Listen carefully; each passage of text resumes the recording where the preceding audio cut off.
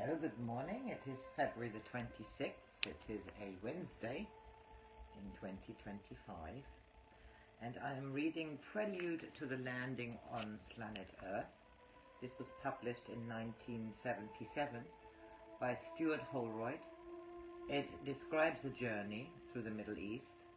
This journey has not started yet. They're still discussing with Tom, who is the spokesman for the management, the Council of Extraterrestrials, who is guiding them.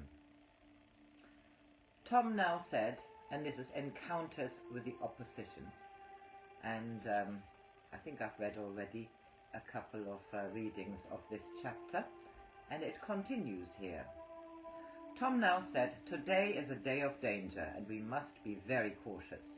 There are electric impulses in your atmospheric air conditions.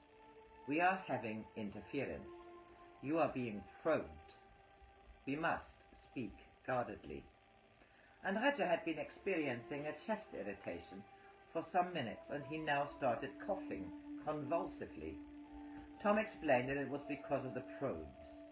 John asked if it would be advisable to terminate the communication, and Tom confirmed that it would be the best thing for all concerned, and that they should send energy to Phyllis as she came out of trance. On her way out, Phyllis said later she had seen wires like spiderwebs that were sparking like crazy, and also she had seen something that made her urge Andrija to rest. "Every time we sit, they're doing something to you," she said. "They're draining you, Andrija. They're wiping you out, and they're doing something to John too.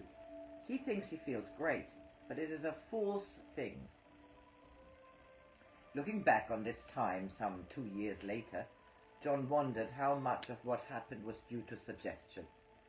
It was a strange time, with the three of them shut away together at Ossining for several weeks, for Diana only stayed a few days, and of course there were interpersonal tensions.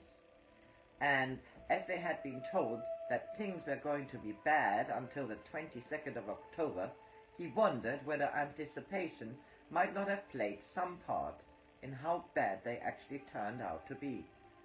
They all suffered depletion of energy, though he did so less than the other two, and Phyllis underwent regular psychic attacks, going into and coming out of trance, at least until they got the Faraday cage.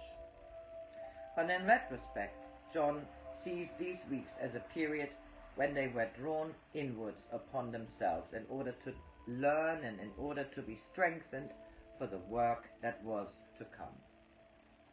He is dubious about the extent to which any cosmic opposition might have been responsible, and for him the concept of the opposition is most meaningful when it is regarded as the negative side of oneself, for so to regard it, he had found, is to have something specific to contend with. It was different for Phyllis, for she was the one of them that was most vulnerable, and in her experience, lower psychic manifestations taking physical form and producing physical effects were a reality. The day following the occasion when the communication had been abruptly terminated, she had a curious experience. She was counting down through the levels into deep trance, and when she reached the number 36, she stopped abruptly, fascinated by what she was seeing. "I'm getting all sorts of Egyptian pictures and scarabs and everything," she said.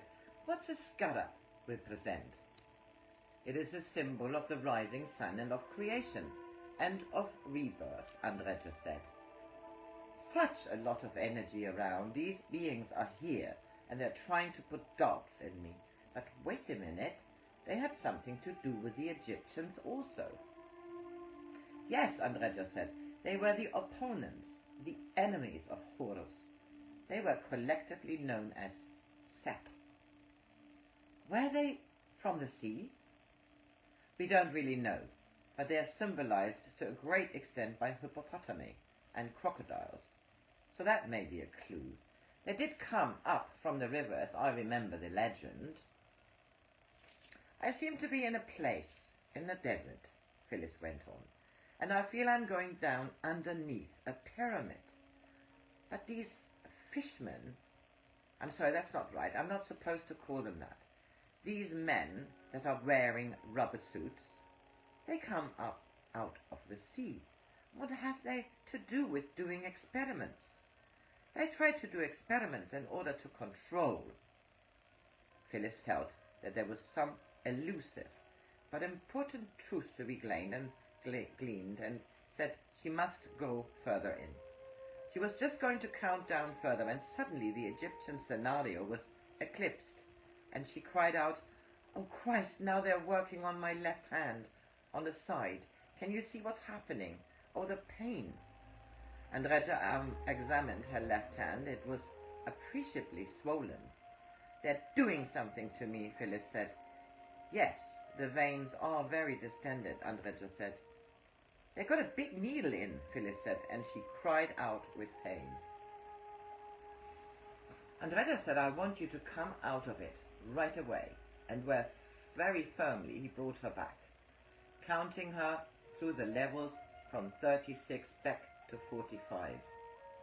When she was out, Phyllis said she felt as if she had been drugged.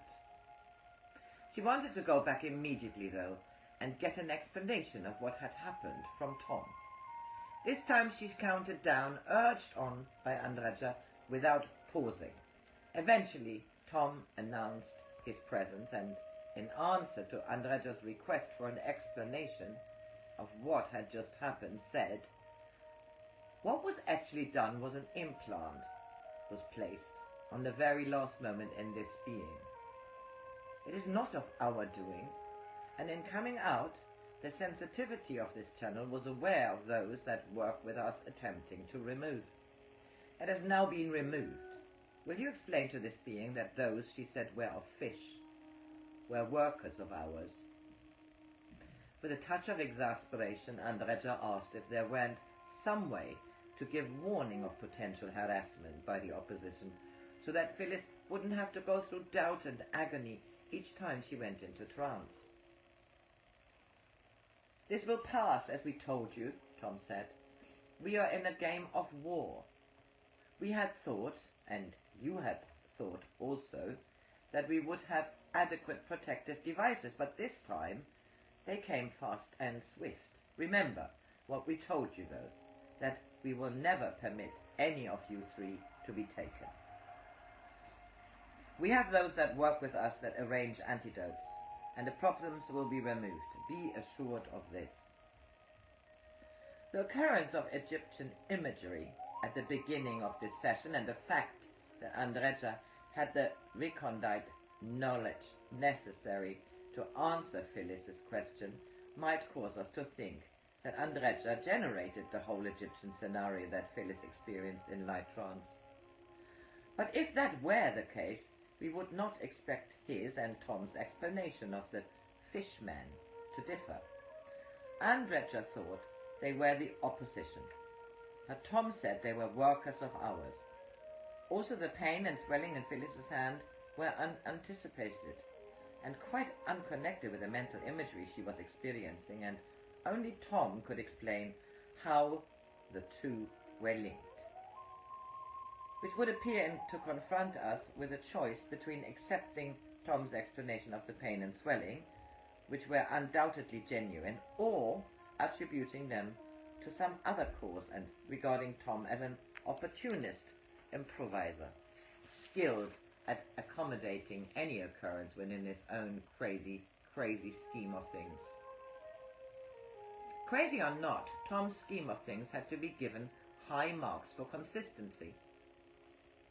In the same communication as the above, Andrija referred back to the very first communication with Tom and asked if they might now take up the subject of early Earth history. Tom showed an impressive capacity for recall, saying, "We spoke at that particular time of a massacre." Andrija hadn't prompted him with this fact.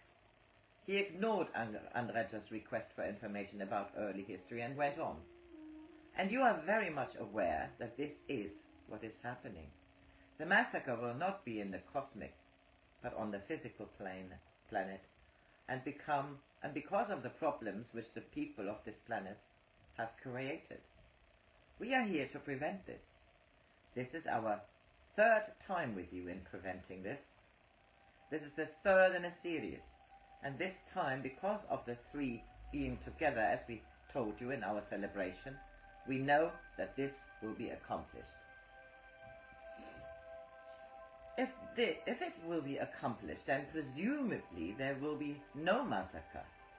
Tom frequently appears to be making definite prediction when in fact he's talking about possibilities, about what is likely to happen unless something is done to prevent it. This is the case with references to the coming Ice Age, which came up several times in the communications in this period, and which are in fact a variation on the theme of the massacre. Within a 200 of your years period, Tom said, there will be an ice age on this planet if something is not done. And then the souls who have been trapped on this planet will forever be trapped. They will not be able to evolve or understand because they will be involved constantly in the desires of the physical. The theme was developed in a later communication. We spoke to you of an ice age that is coming, and this is something that is occurring because of the illnesses of the human race. And when we say illnesses, we mean of your technology, which has not been refined. This is not something that is being brought to you from outside your planet or by other forces. It is coming about because of the greed and because of the desires of the beings of this planet, because of the pollution in your atmosphere and in your waters, which in turn pollute your atmosphere so that the sun can then no longer penetrate. With our technology, we will be able to rid the earth of the problem that your pollution and your technology have created. Human greed, desire, jealousy, and emotional imbalance are responsible both for the dire situation of the planet in its ecologically and for the general cosmic crisis.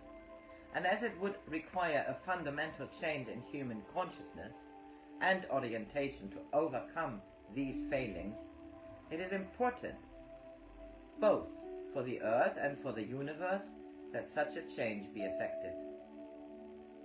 This message, embellished with the warnings about the cunning and power of the opposition forces bent upon preventing the change, is not remarkably original in the context of traditional ideas of apocalypse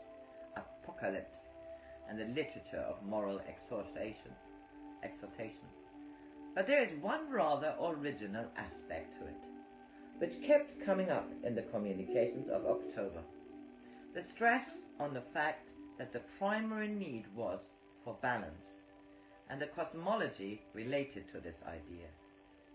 The prescription for success and for continuing growth, both in the individual and in the cosmos, is not to beat the devil in a dramatic final contest and thus usher in a new age of sweetness and light, but through unremitting effort to hold in balance conflicting but complementary forces. In answer to a question of Andrija's as to what the opposition forces were like, how they operated and where they came from, Tom said, "You ask from where they come, and we know that in your mind you wonder if they are the counterpart of us. Is it not correct?" "Yes," Andrija said. "No, they are not the counterpart of us," Tom went on. "Remember this, that we are in the center, and we don't wish to sound as if we are perfect or as if we are egotistical, but on either side of us there is the positive and there is the negative. And when I say this, I mean there is the positive which is not balanced, and there is the negative which is not balanced. We are in the center, and we are balanced. We are trying to bring those other forces into balance. Do you understand? They are not the counterpart of us." Andrija confessed that he was still puzzled. We don't understand the nature of these two forces that you are in the center of, he said.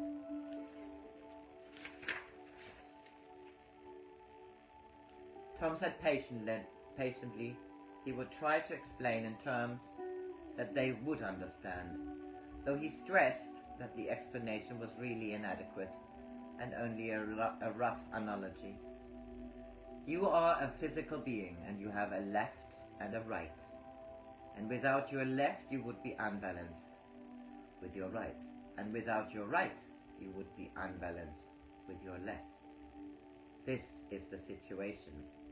They are part, but they are not all, and they are not complete. This wasn't profoundly enlightening, but they let the question rest for the time being. Andrija took it up a few days later, asking how the forces that Tom called positive and negative related to what people on Earth considered good and bad. This elicited a long and interesting statement. It is difficult for you in your physical world to truly understand the importance of both, Tom began. I will try to explain. Visualize the universe as a giant scale. We are the pivot of this scale. Visualize that on one side of the universe all would be negative, and that all on the other side would be positive. And as you see this, you know that there is a complete out of balance situation. The universe actually has 4 sides, and within each of the sides there are many galaxies and solar systems. Now on the other 2 sides of the universe from this side, it is in perfect harmony, balance. But on this side, how may I explain? If you take a stone for each of the galaxies and they would be in perfect weight and perfect proportion to those on the other 3 sides, then this would also be in balance. But if one of those stones was a porous substance, and you placed it in oil, and it absorbed the oil and became weighted with it, then it would upset the balance and pull the scale out of caliber, and would upset the other side of the universe. Your planet Earth is accomplishing that. The negative is the heavy oil. Remember, the other sides are balanced, but this imbalance that we have can in turn topple the rest. That seemed fairly lucid, but Tom wasn't entirely happy with his analogy, for he said, with a touch of the resigned weariness that anyone who has struggled to find words for abstruse concepts would recognize, that is not quite correct. Then, apparently recalling Andrija's original question, he went on. In actuality, there is no good and there is no bad. It is only when one becomes sour or rotten that it contaminated the rest, whether it would be good or bad. We understand that you are now working with us, and what we consider the positive forces, Andrija said. But have you ever in the past stepped in to actively aid the negative forces when the positive has been causing the imbalances? When the positive has no understanding of the negative, it is out of balance, Tom said. Without being aware of the negative and being aware that it must be balanced, then that is out of balance. And the answer to your question is yes. That is very important for our understanding, Andrija said. Tom continued. Because of the ignorance of the peoples of your planet and because of their religious leaders, you have taught this ignorance. The negative forces, which are not truly as you see them, manifest in that way in order to instill fear.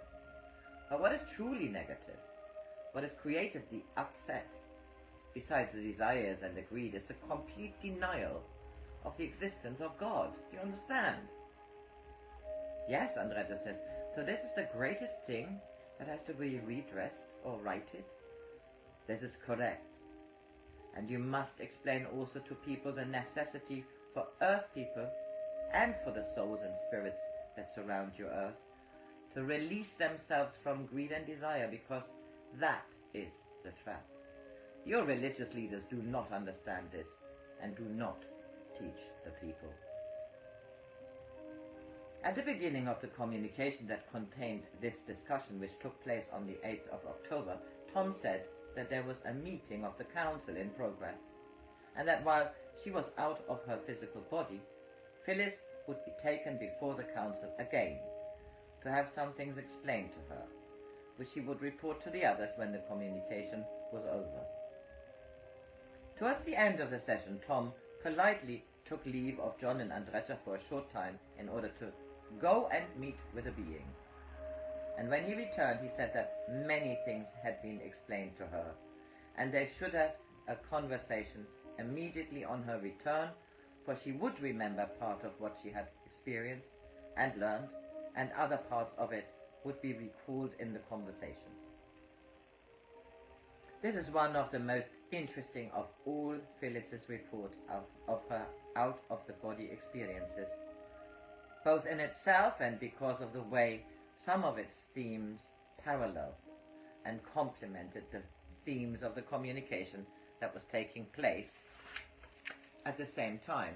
This simultaneity of two corresponding but distinctly different and individually coherent experiences argues strongly, it seems to me, in favor of the view, which I'm sure some readers still doubt, that Tom exists independently of Phyllis's consciousness. "Oh, I went on a trip," was the first thing Phyllis said when she came out of trance. "I think I've been before the 9. First of all, they showed me how I go there and how they communicate. They come in on different beams, like when I'm being removed from my body, they use a beam. They bounce it off like satellites, and it depends on something in the atmosphere, the way they beam it. Anyway, so I got caught up, and they said I was creating problems. I wish I could remember it all. They appeared in human form, and I said, 'You're not like that at all. Why do you look like that?'